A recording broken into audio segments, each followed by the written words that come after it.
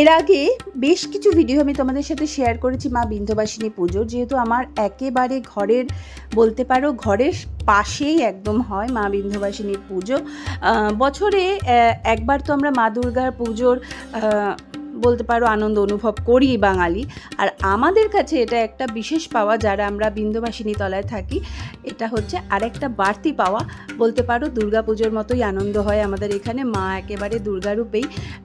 তো আজকে হচ্ছে মায়ের অষ্টমী পুজো। হ্যাঁ, আজকে হচ্ছে মায়ের মহা অষ্টমী পুজো। অঞ্জলি শেষে ভোগ বিতরণ হয়। প্রতি বছরই আমার বাড়িতে আসে মায়ের মহাভোগ। এটা হচ্ছে আজকে মায়ের মহাভোগ এসছে আমার বাড়িতে। আজকে দুপুরে আমরা এটাই খাবো। ভোগ খেতে ভালোবাসে না এরকম মনে হয় না মানুষজন খুব একটা আছেন।